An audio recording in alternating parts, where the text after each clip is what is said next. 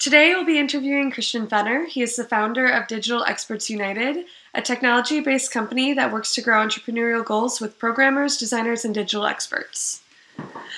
Hello, welcome. Hi, Stacey. How does the Youth Citizen Entrepreneurship Competition differ from other entrepreneurship competitions? So when Mr. Faltin, Günther Faltin, and I were working on the concept, we had a competition in mind that combines learning and actual go-to-market functionalities. So we wanted people with a very initial idea of entrepreneurship to be able to take part, which is why we let people register and submit an idea with only 3 sentences, so to speak. And during the course of their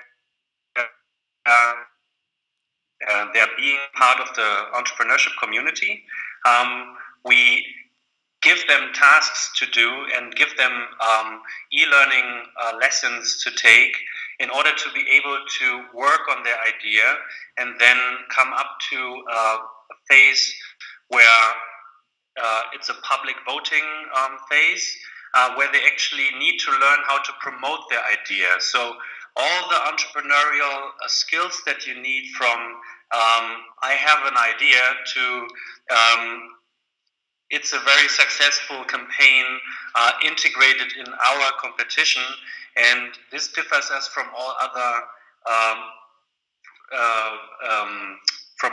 platforms that I actually know of. And then how many people and from how many countries around the world have competed over the years in the competition? So we had people from over 140 countries. So basically, from all small and big countries that have access to the internet and that have a UNESCO chapter that told them about us. And so far, we've been doing the competition in the for the 4th time now, and so far. More than 38,000 people have registered for being part of our community. What are the different stages of the competition and how are people able to engage with them? So we have 3 different stages, 3 main different stages. One is registering, doing the lessons that we published and submitting your idea. The second stage is the sparings partner stage, where the users can share their ideas and projects they're working on and comment on the other ideas. So they can actually help each other pursue or become even better in explaining what they want to do and how they are doing it and answering questions. And the third part is the public voting part. This is the section where the users and also us as the competition organizers try to get as many people on the platform as possible for them to look at the ideas and the projects and vote for those that they like. And then how does one go about voting for a project that they like? So if you are not a registered user, if you go on the platform, you just go on the idea that you like. And if you want to vote, you need to double opt with your email address, and then you have access to voting for all the ideas and projects that you like. Could you go into the voting process and how the competition has evolved to reduce fraud? Of course. So during the last couple of years, we had lots of cases where people try to fraud and try to get a lot of votes. And we looked into the best technologies that prevent fraud on the site, and we found that a mixture of checking IP addresses as well as a double opt with an existing email address will help us reduce fraud, and which has done so in the last competition by about 80%. So now it's really hard to vote for competitions. This is why votes have gone down. But of course, all the fraud votes are not coming in anymore. That makes it very equal for every idea to get an equal amount of votes.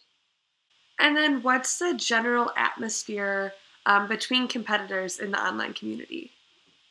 It's a very friendly atmosphere because we the first year that we did this competition, we found out that we need to use a little bit of gamification in order to ignite communication between the people, the users that have registered, and because we look from it on it from an entrepreneurial view, we know that you can only get much better than you actually are by sharing and by helping other entrepreneurs to become better. So what we did was we have a factor that runs in the background and that gives the user points for each and every action that the user takes, which makes this idea come up and become better in the competition in competition to all other ideas or projects.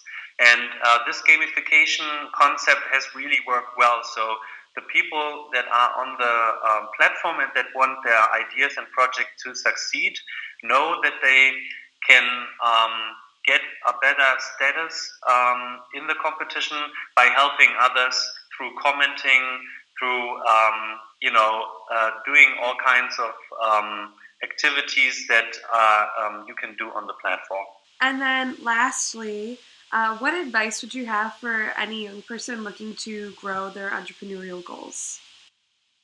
So I think it consists of three parts, what you need to do. First, you need to become really, really good in